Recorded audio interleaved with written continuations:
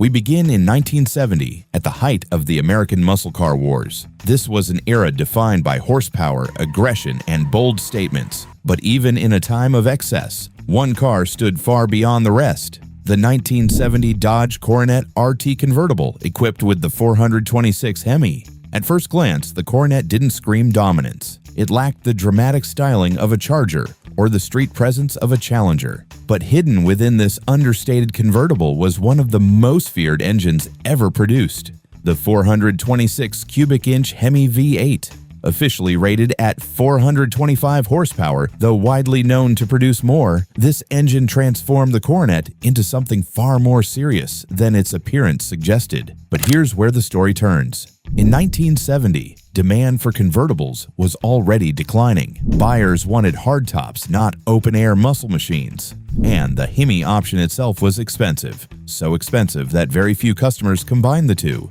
The result? Only two 1970 Coronet RT convertibles were built with the Hemi engine. 2.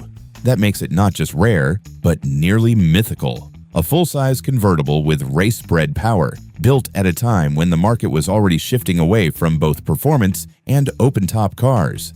It wasn't forgotten because it failed. It was forgotten because almost no one ever saw one.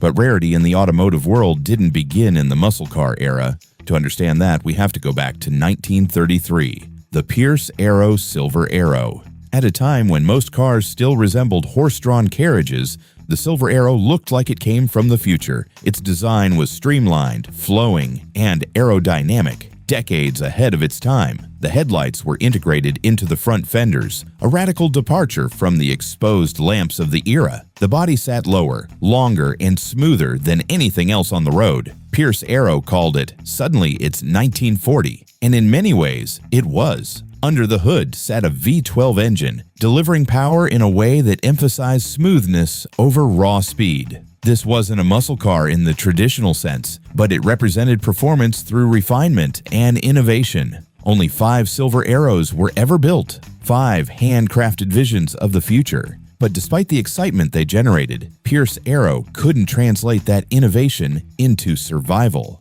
The company struggled through the Great Depression and ultimately closed its doors in 1938. The Silver Arrow didn't fail because it lacked brilliance. It failed because the world around it wasn't ready.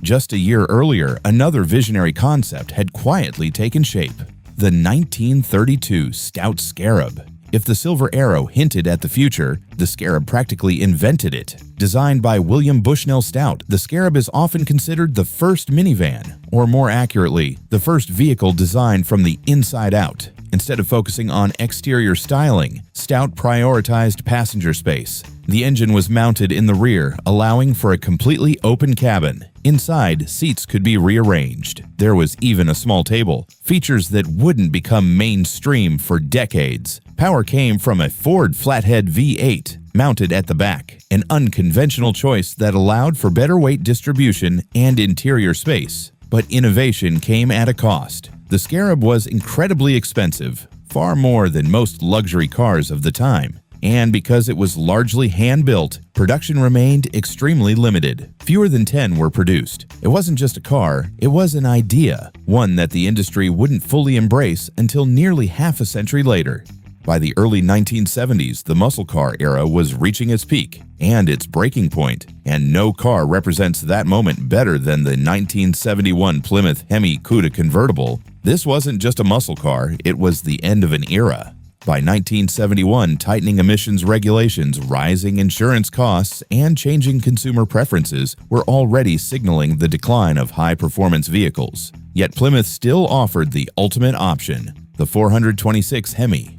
In the Cuda Convertible, this engine created one of the most powerful open-top muscle cars ever sold to the public, but almost no one ordered it. The price was high, the future of muscle cars was uncertain, and convertibles themselves were falling out of favor. In the end, only 11 Hemi Cuda convertibles were built for 1971. just 11. Today, they are among the most valuable American cars ever produced, with surviving examples commanding millions at auction. Not because they were heavily marketed, not because they dominated sales charts, but because they represent the final, unfiltered expression of American muscle before it all began to fade.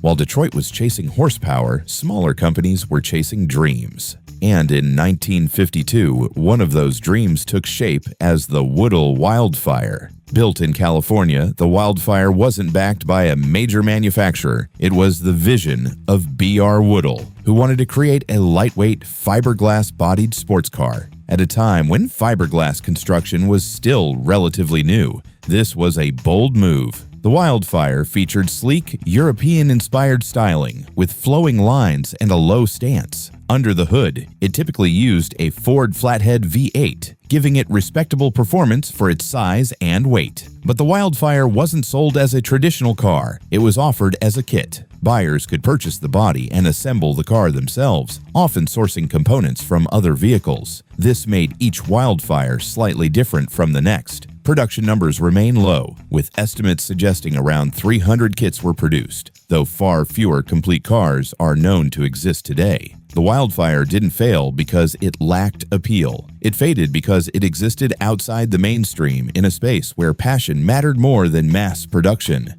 Back in Detroit, Chevrolet was quietly building something far more extreme, the 1967 Corvette L88. On paper, it didn't look like the most powerful Corvette available. Chevrolet officially rated the L88's 427 cubic inch V8 at 430 horsepower, but that number was intentionally misleading. In reality, the engine produced well over 500 horsepower. Chevrolet downplayed the figures to discourage casual buyers. The L88 wasn't meant for the street, it was designed for racing. It came without a radio, without a heater. Even the fan shroud was optimized for high-speed cooling rather than comfort. This was a purpose-built machine. Only 20 L88 Corvettes were produced in 1967. Each one was essentially a factory-built race car disguised as a production vehicle. And while it didn't dominate showrooms, the L88's legacy would go on to define what the Corvette could be, a serious contender on both road and track.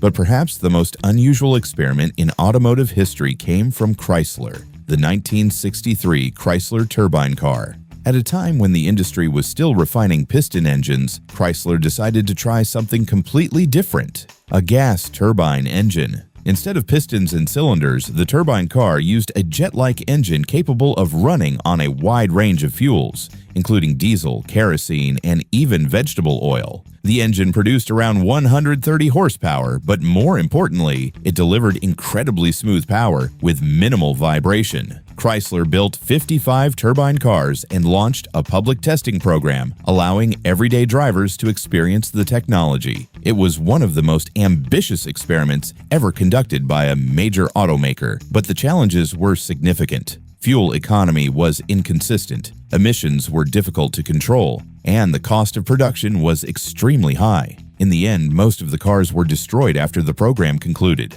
Only a handful remain today. The turbine car didn't fail because it lacked imagination. It failed because the world wasn't ready to support something so radically different.